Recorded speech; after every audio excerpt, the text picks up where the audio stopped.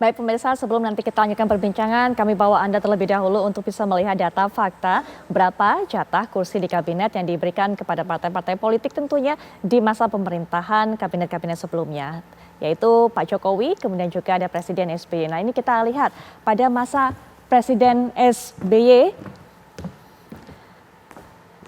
siapa saja kemudian yang ada di Indonesia Bersatu, atau jilid 1 2004 sampai 2009, PKS, Demokrat, Golkar, PKB, PBB, PAN, P3, dan PKPI.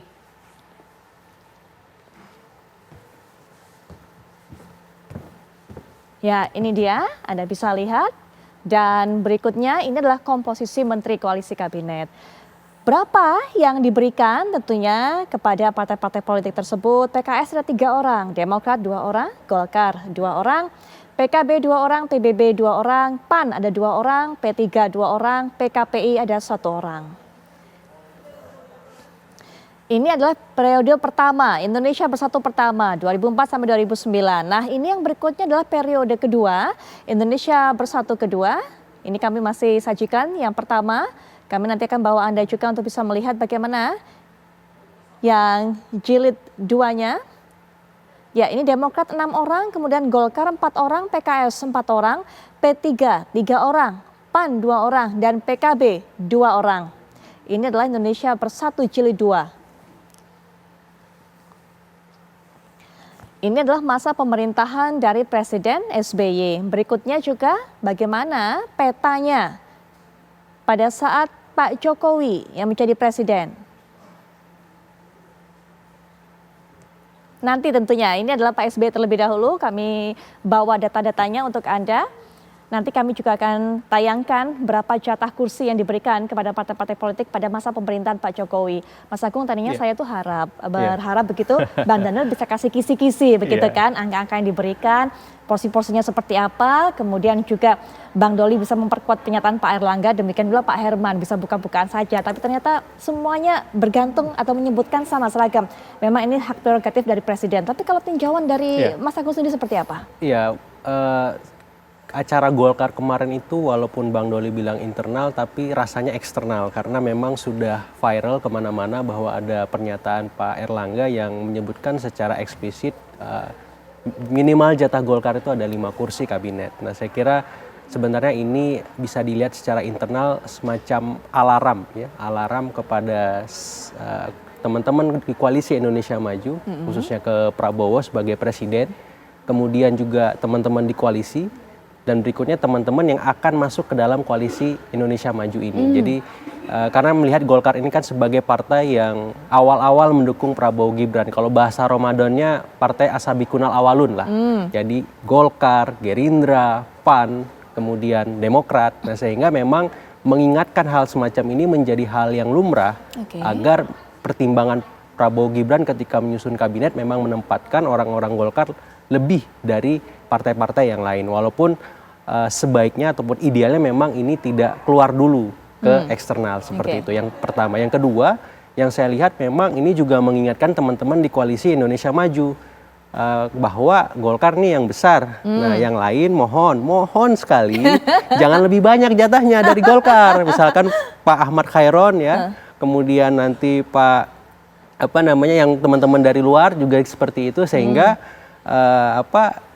di koalisi Indonesia Maju tercipta harmoni dan sinergi yang baik karena memang ada rasionalisasi yang jelas atas kursi maupun kontribusi selama ini. Nah yang ketiga memang juga bisa dilihat secara eksternal bahwa siapapun nanti anggota partai baru yang masuk jangan lebih banyak dari Golkar. Ya, pamali bahasanya gitu. Kalau lebih banyak justru nanti ada disharmoni, ada kecemburuan dan seterusnya. Karena tadi partai-partai yang lebih awal mendukung Prabowo Gibran ini adalah partai-partai yang sejak awal dalam tanda petik berdarah-darah, berkeringat dan ya istilahnya menjadi tameng utama Prabowo ketika masa kampanye bergulir bahkan hingga sekarang. Jadi saya kira alarm dari Golkar ini ya patut diapresiasi lah gitu, terlepas ada plus minusnya, tapi ini mengingatkan kepada Prabowo Gibran dan koalisi maupun di luar koalisi bahwa ada Golkar sekarang yang menjadi motornya. Jadi mohon diperhatikan Golkar ini. Seperti itu kira-kira bahasanya. Bang Doli, betul nggak Bang Doli, seperti itu sebenarnya yang coba disampaikan oleh Pak Erlangga. Jadi memang ada pesan-pesan tersirat begitu, pesan-pesan kepada Pak Prabowo, kepada partai-partai lain. Jadi begini loh sebenarnya kontribusi dari Golkar yang besar sehingga cukup relevan kalau meminta jatah 5 kursi. Partai-partai lain jangan sampai boleh nyalip. Begitu Bang Doli. Nah, ini kan dalam rangka memberikan semangat kepada kawan-kawan ya. Secara internal ya boleh aja dibilang itu pertemuan internal rasanya eksternal gitu ya, karena pada saat Pak Erlangga menyampaikan sambutan itu sebenarnya udah diminta teman-teman ini konsumsi internal ya, tidak untuk dipublikasikan gitu loh. Jadi kita memang menghitung ya bahwa kerja keras yang dilakukan oleh jajaran partai di semua level ini itu membuahkan hasil ya. Pertama, kita menambah jumlah suara yang cukup signifikan di Pileg 2-3%.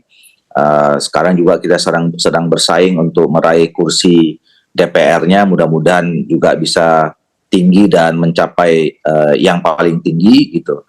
Kemudian yang di Pilpres juga kita mencatat bahwa pada Pilpres inilah kita menorehkan sejarah bahwa konstituen Partai Golkar ya itu sebanyak 75-80% itu memilih pasangan 02 ya. Kita sudah mengikuti Pilpres beberapa kali, termasuk terakhir 2019 kita mendukung Pak Jokowi, itu konstituen Partai Golkar sekitar 63% ya. Jadi ini artinya soliditas partai sampai ke tingkat konstituen kita itu sudah sama panjangannya, linear gitu loh. Nah, jadi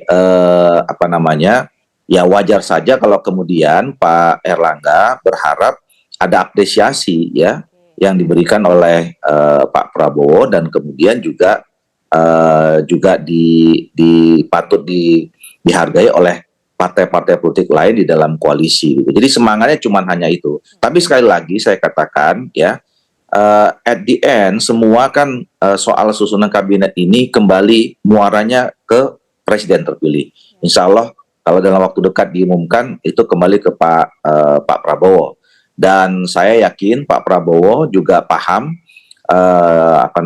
situasi perkembangan politik perpolitikan di Indonesia yang memang kalau dalam penyusunan kabinet itu pasti akan mengajak bicara ya Pak ketua-ketua partai politik, terutama ketua partai politik yang kemarin tergabung dalam yang disebut Koalisi Indonesia Maju yang mengusung pasangan 02 itu. Baik, nanti mungkin Pak Herman Khairun bisa berikan pandangan mengenai hal ini, tapi sebelumnya kita menuju ke KPU terlebih dahulu untuk bisa memantau sejauh ini bagaimana proses penghitungan, proses rekapitulasi. Ada rekan kami Rizka Salsabila akan memberikan kabar terbaru untuk Anda. Silakan Rizka.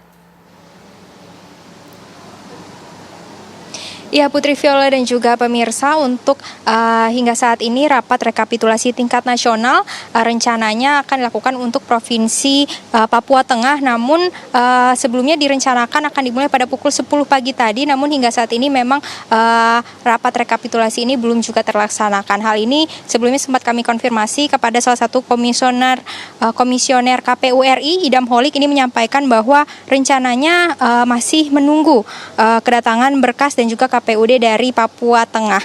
Namun hingga malam hari ini belum ada konfirmasi lanjut kapan akan dimulainya rekapitulasi untuk Provinsi Papua Tengah ini. Namun pada konfirmasi sebelumnya juga Idam Holik ini juga sempat menyampaikan untuk besok rekapitulasi rencananya akan dilakukan untuk Provinsi Maluku atau tepatnya pada 18 Maret 2024. Yang mana sebelumnya juga komisioner lainnya Agus Melas juga sempat menyampaikan bahwa KPU optimis akan menyelesaikan rekapitulasi pada 18 Maret 2024 atau besok hari ini. Kemudian untuk itu mengingat tenggat waktu penghitungan rekapitulasi berdasarkan peraturan KPU KPU RI ini untuk hasil rekapitulasi diberikan waktu sebanyak 30 hari sejak pemungutan suara atau tepatnya pada tanggal 14 Februari kemarin. Yang kemudian 35 hari setelah itu baru akan diselesaikan rekapitulasinya pada tanggal 20 Maret 2024. Hingga saat ini KPU RI telah melakukan rekapitulasi telah selesai melakukan rekapitulasi untuk 32 provinsi dari 38 provinsi yang ada di Indonesia, yang mana itu menyisakan 6 provinsi yang belum melakukan rekapitulasi di tingkat nasional, yaitu Maluku, Papua, Papua Barat Daya, Papua Tengah, Papua Pegunungan, dan juga Jawa Barat. Dan selain itu, berdasarkan hasil rekapitulasi sebelum-sebelumnya, Putri Violen dan juga pemirsa, ini diungguli oleh Prabowo Subianto dan Gibran Rakabuming Raka yang unggul di 30 provinsi. Yang kemudian Anies Baswedan dan Muhaimin Iskandar yang unggul di 2 provinsi, yaitu Aceh dan juga Sumatera Barat. Dan untuk pasangan Ganjar Mahfud ini memang belum ada keunggulan di provinsi yang ada di Indonesia. Seperti itu, Putri Violen dan juga pemirsa. Terima kasih Rizky Kembali ke Anda di Alfadila. studio. Ya, terima kasih untuk laporannya. Kita akan terus tunggu bagaimana proses penghitungan dilakukan oleh KPU sampai nanti resmi diumumkan pada 20 Maret mendatang. Setelah jeda kami akan lanjutkan perbincangan, termasuk kalau tadi sudah Pak Herman Hairon mengatakan akan ada pelebaran koalisi besar. Bang Daniel juga mengatakan Pak Prabowo ingin merangkul semuanya. Lalu ini juga tentunya berpengaruh terhadap jatah-jatah yang diberikan kepada partai-partai politik. Kalau partai-partai yang ada di lain atau di luar koalisi juga bisa bergabung, termasuk juga mengakomodir keinginan ataupun juga jatah untuk para relawan. Sesaat lagi.